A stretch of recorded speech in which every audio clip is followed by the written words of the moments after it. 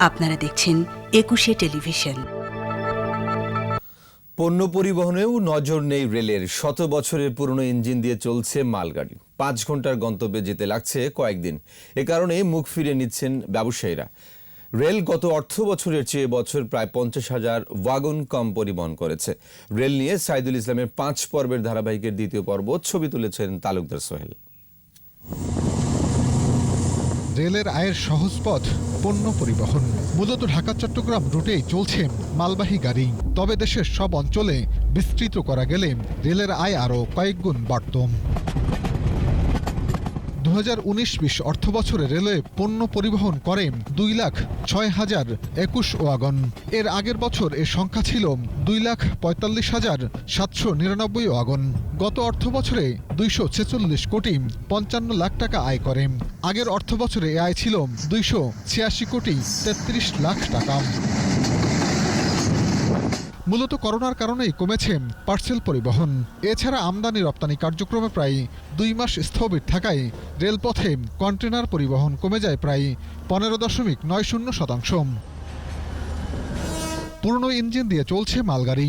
নতুন ইঞ্জিন দিয়ে ৭০ থেকে ৮০টি ওয়াগন টানা গেলেও পুরনো ইঞ্জিন দিয়ে জোড়া যায় মাত্র ৩০টি ওয়াগন।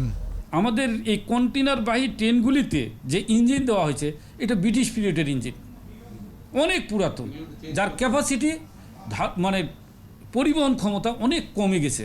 ওই মাল নামানো এর উপর একটা ব্যাপার আছে, মানে টোটাল কত হয়েছে ভাই? ঘুষ দেবেন তো আপনি হিরো, ঘুষ দেবেন নাহলে আপনি জিরো। রেলের এই ধীর গতিতেই মুখ ফিরিয়ে নিচ্ছেন ব্যবসায়ীরা। এই আইসিডি থেকে একমাত্র বিমুখ হয় একমাত্র কারণ হলো এই কন্টেনার আনার দেরি লেটের কারণে। জাহাজ থেকে কন্টেনার নামার 24 আওয়ার্সের মধ্যে final destination, that's all.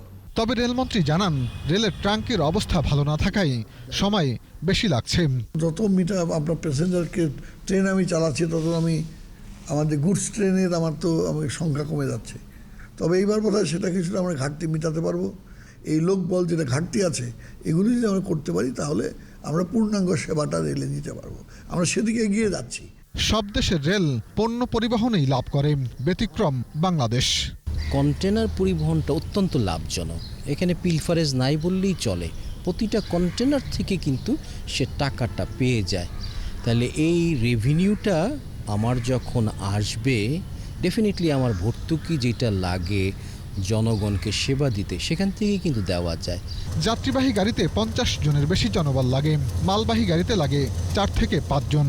R container পরিবহনে লাভ বেশি, তাই নতুন ইঞ্জিনে মালগাড়ি বাড়ানোর পরামর্শ বিশেষজ্ঞদের। সাইদুল ইসলাম, ২১শে টেলিভিশন, ঢাকা।